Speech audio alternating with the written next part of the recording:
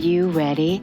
The Kornelia Stephanie Show. Wake up to love, your call to action. Join Cornelia as she empowers others to live heaven on earth. Cornelia teaches listeners how to be the authority over yourself, embracing your inner guru. Feel yourself uplifted into limitless expansion.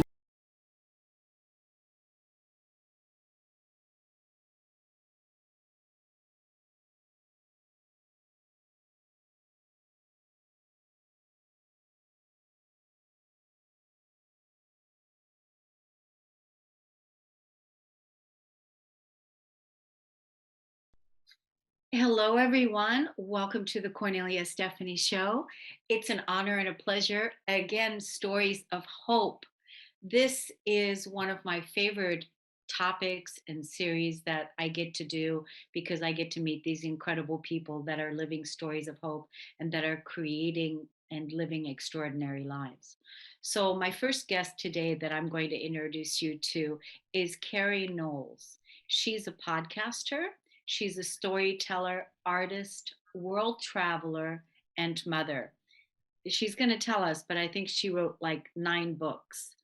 And later on, we're going to go a little bit into her website where we're going to share with you some of her books that she's written that will have you on the edge of your seat just by reading the what the stories are about. So very interesting. Carrie Knowles is an award-winning artist and author with a passport the size of a library. Take a captivating journey into the not so ordinary lives of her characters across the globe. Welcome to the show today, Carrie. Thank you. What a pleasure. It's very wonderful to be here. Yes, it's wonderful to have you and everything that you're doing with your writing and with your world traveling. And like I said, you're also a podcaster. I don't know where you want to begin. So is it the traveling that you want to highlight? Is it the stories? Let's talk about the books and let's talk about storytelling Yeah. and why we do that, why we need that, why we read. And I think that in this time of COVID, nobody's traveling except magically through Zooms, which is, I think I'm a reluctant Zoom traveler, but am sort of learning the power of that and the fact that you and I can have a conversation across a country at this point, which is kind of exciting. In addition to the books, I'd like to talk a little bit about a column that I write for Psychology Today, which is a lot of fun. So. Yes. So talk to us, so you write books and it looks like the books that you write, there's different ones, but the books that you write, you co-write, you bring other people in as well. And No, no, you don't. These are all your own books. all These are my all your own stories. yes, yes. Okay. Wow, that's powerful. So you come up with these incredible stories. I was captivated by Black Tie. Black Tie Optional, the short stories, yes, which is a lot of fun. And that's a collection of short stories. It's not all the short stories I've written over the last, I once had an agent say, "Oh, never tell anybody how long you've been writing." And I said, "All you have to do is look me up and you'll find out that I've been publishing for a long time." So I've been writing professionally for over 50 years now. And I actually paid for my last 3 years of college by writing professionally, which was kind of fun. And then I left college and said, "Oh, I like this. I'll keep doing this." And so that's what I've done for the last 50 years. Yes, and so you're a writer and you're writing incredible all the books that you're writing. I was also looking at the uh let me pull it up right now myself. Jacob, would you also mind showing the website? There's that self-guided workbook and gentle tour on learning how to write stories from start to finish. That So came, yes, that came out of in 2014. I was the Piedmont Laureate for North Carolina, which I covered 5 of the counties in North Carolina, and I've done lecturing and teaching a lot of different times. But this was a very unique situation where most of the people who came, because it was the Piedmont Laureate, the classes were free. And so the workshops were free. And I did over 40 workshops in 10 months and put 3,000 miles on my car. And most of the people who came to the workshops were different than the college students that I had worked with. Most of them, many of them had not gone to college. If they had gone to college, they were doctors and lawyers and accountants and people who had never had literature classes. So all of a sudden, I found myself in a situation where I needed to create a new way to teach people how to write, to give them the tools they needed to be able to tell the stories that they wanted to tell. And that was the basis of this book of A Gentle Tour. And if you actually follow through the book and do the exercises, and they're short chapters that teach you characterization, plot, you know, all of those kinds of things, dialogue, the mystery of dialogue. If you go through all the small lessons and follow the prompts, follow the questions, by the end of the book, you will have the basis for whatever book you want to tell. Wow, see, that's very inspiring because there's a lot of people right now, like I was telling you earlier before we came on, that I founded the Cornelia Stephanie Media Group, and basically it is a lot of the world's best leading influencers and experts in their field, whatever field they're in, and a lot of those professionals right now are in the process of writing their first books, Right. you know, Yes. getting on stages. They're getting on stages. They're becoming speakers. They're writing their first books. They're putting all of this together.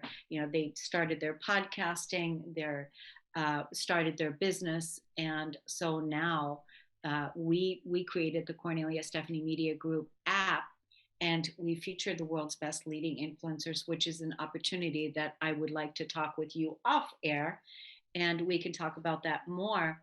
And so all of these people, they're looking at writing their first book. That's why I think having a book like what you wrote, that book would be very, very helpful for people that are just beginning this process, or even writing their second book like me. I'm interested in that myself. Also, which has been great fun. I not only help people, I've written both fiction and nonfiction, as you can see from the books Huh? that and I believe that they're the same. They all have a story arc. They all have characters. They all have this. They all have that.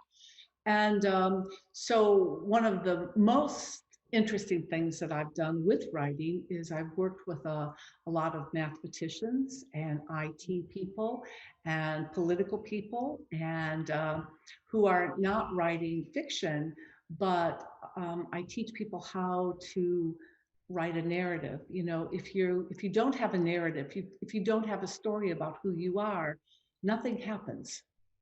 You Yes. need to be able to communicate who you are, what you want to do in the future. And once you learn how to write a narrative about yourself, about your work, you become very empowered. You become very powerful in going forward with your own life. And so I have a lot of fun working with nonfiction people. Yeah, that's really cool. So it was interesting because the black tie was the one that really caught my attention first when I first saw it, and I just want to tell the audience this. It says black tie optional.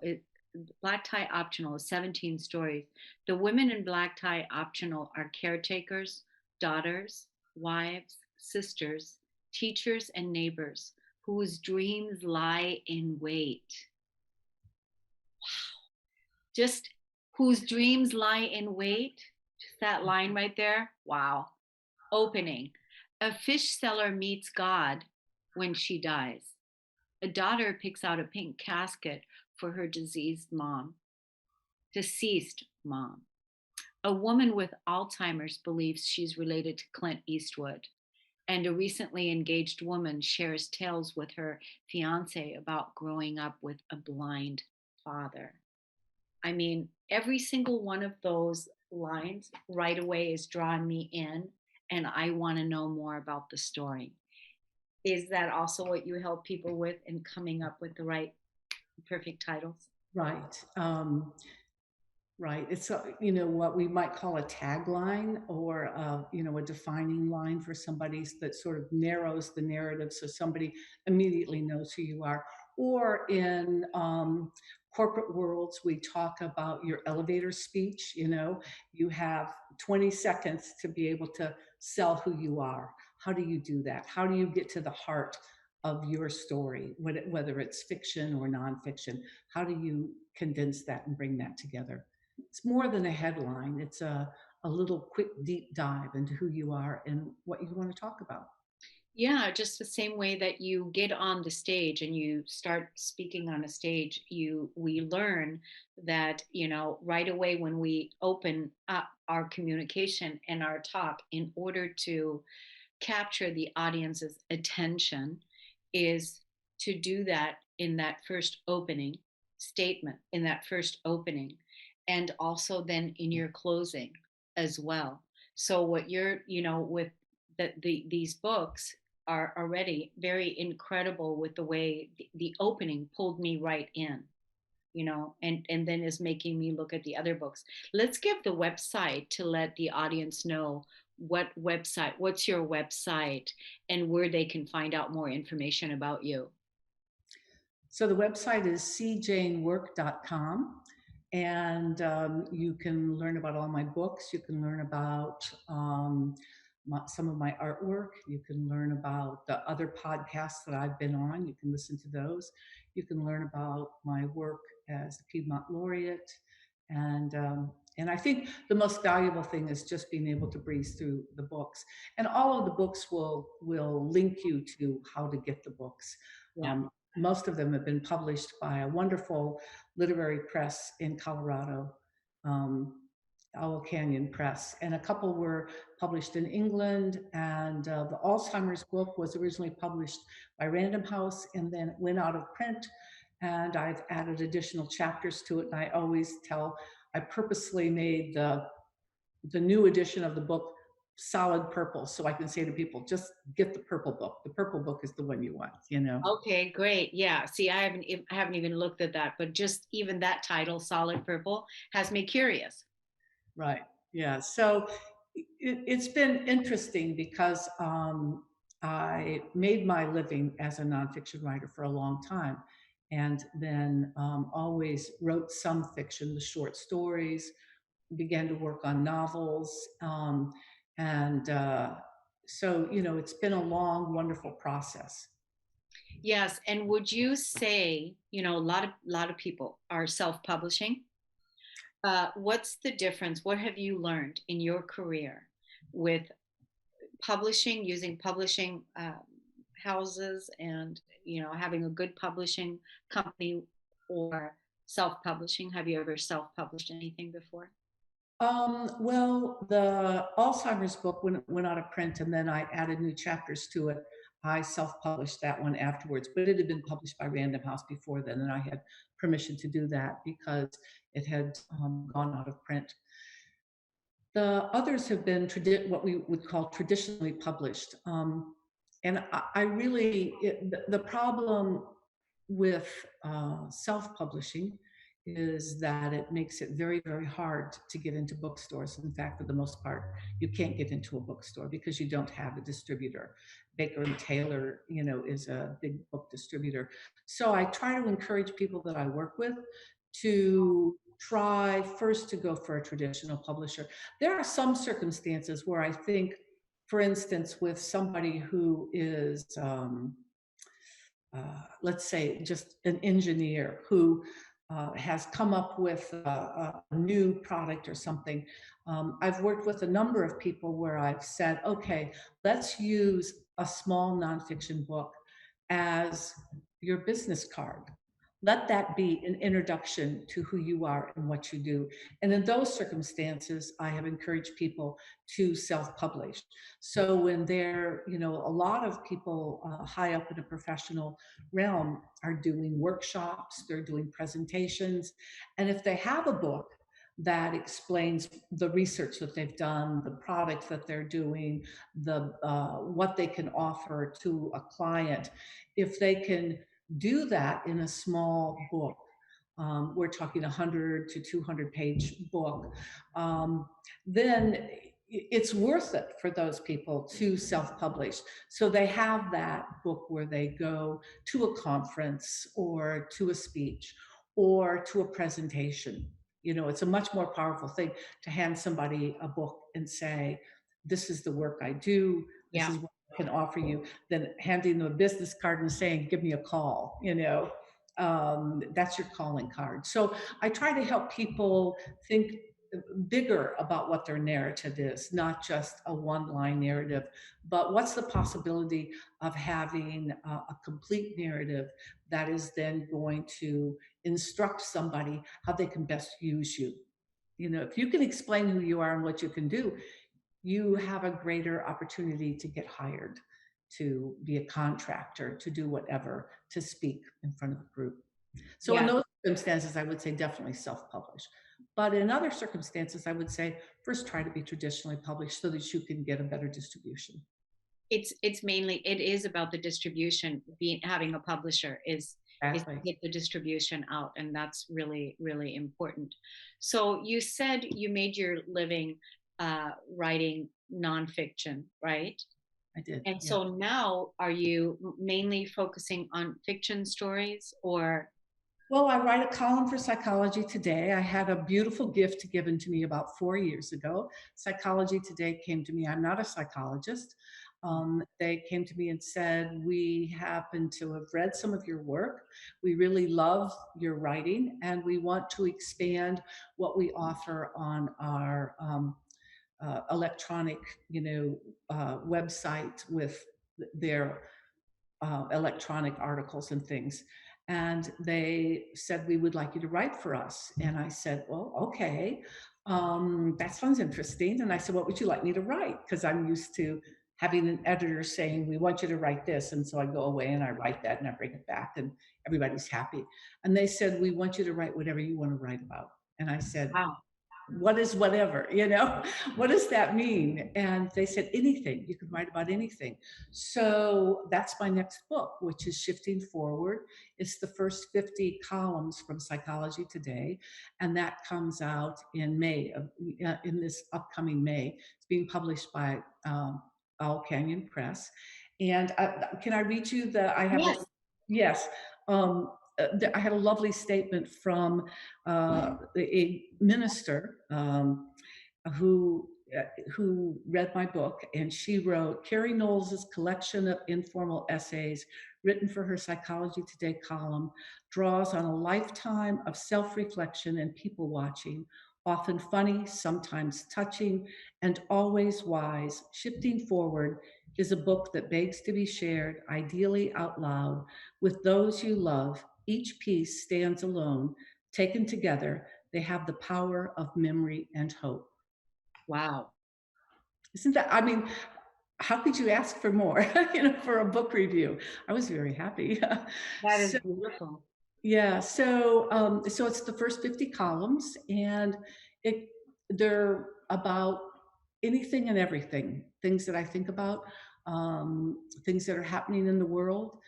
There's a lot of reflections on our life as in COVID, because after I started writing this column, along came COVID and threw us all for a loop. And so there's just every topic you can imagine.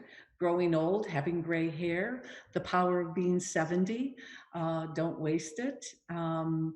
There's there's a nice essay written about one of my granddaughters who learned the difference between on purpose and accidentally. And so it's all about living with purpose and making decisions with purpose instead of just having things happen to you. So a lot of the collection is about empowerment. How do you get through a situation? And some of them, like Molly has said, are funny, but they're all insightful and for the moment. And it's been what a gift for what a gift for somebody who's written for so many years to all of a sudden be told you can write about whatever you want to write about. So every couple of weeks I sit down and I write another one. It's Yeah, great. and I just love this that you're putting them into a book, which means that Psychology Today, they don't mind that you're using it and multi-purposing your content, which is really another beautiful gift because some people mind and some Right, people don't want that. And so you obviously have a lot of freedom there, and that you thought about how putting all of those articles into your next book. And that's actually brilliant, right? Because you're capturing it again and getting it to an audience that wouldn't normally not read Psychology Today, but those articles are going to get read in your book. right. Yes. No, Psychology Today has been incredibly generous. And when they hired me, they said that one of the stipulations was that as soon as they're published by them, the ownership goes back to me. I did call them and say, I'm doing this. And they said, oh, we're so happy about that. That's wonderful. So That's it's, so wonderful. I mean, that's really great. That so how long has that relationship been going on? well, it's been going on about 3.5 years. So Wow. And it's going strong. So yeah, yay. great. So Yeah. is it once a month you write an article? Sometimes it's usually about every 3 to 4 weeks. Occasionally, something will happen in the world where I think, oh, I need to respond to that, and then I have the option to do two a month. So I have this open door with them, and they said we would love it if you did once a month. If you had a bad month and nothing came, we could live with it. If you wanted to do two, we could live with that. And so it's been kind of a special relationship. I've loved it. Yeah, it sounds magical and wonderful. Cultivating, with making sure that they're honoring you and your wisdom and what you've brought, obviously, and so that you have a lot of freedom in the magazine as well. So I think that's wonderful. Now, you also are an avid traveler, a world traveler. We know Yeah, you haven't been traveling much, I haven't. but No, you used to. I used to. I did used to. I've been all over and have had the privilege of working in a number of different countries. And Wow. yeah, so that's been fun. I did a little bit of work in South Africa, which was eye-opening and fascinating with an economic development group, helping people once again tell their narrative, get their story. I've lived in Australia 3 times. Wow. Um, did some writing there, and lived in France, and also lived in Ireland, and went to school in Ireland for part of my undergraduate. Wow, that's absolutely fascinating. To have, I bet, being exposed to all that culture in different places really has added a lot to your writing and thinking and beliefs and how you live, being able to be exposed to different cultures the way that different people live all over the world. I think that the best thing we ever did for our 3 children was to live in other countries. And what they learned from that is that there's more than one way to do something right. That's And great. I think that they're really better people. They're wonderful people, but they're stronger people because of that. They can approach the world not in a xenophobic way. They can approach the world and say, there's more than one right way to do something, and Yeah. let's think about that. Yes. Well, I think that's a wonderful way to close out the show today. I want to send the audience again to your website. Can you let us know what that website is again? Yes, it's CJANE work, cjanework.com. Wonderful. And I want to tell you all to go to your App Store or the Play Store and download the KS Media Group app, create your free account, and download that free ebook there, but also go to the directories and answer the universal question in your private journal that only you can see in our beautiful app. There's so much wonderful content there, so much wonderful inspiration for you to create and live your best life. It's there waiting for you. So make sure you go get it. KS Media Group app. And now we want you to stay tuned for the Jenny C. Cohen Show, Dance to Heal, coming up next. Cornelia Stephanie signing out. Thank you, Carrie. Wonderful to have you on the show today. I really Take love care, everybody. We'll see you. You've been listening to the Cornelia Stephanie Show, Wake Up to Love, your call to action. Tune in each week on Transformation Talk Radio. Cornelia's joy is to engage others in practical ways, showing us how to live in the new earth in harmony with our true nature. For more information on Cornelia and her extraordinary work, or to listen to past shows, go to her website at corneliastephanie.com.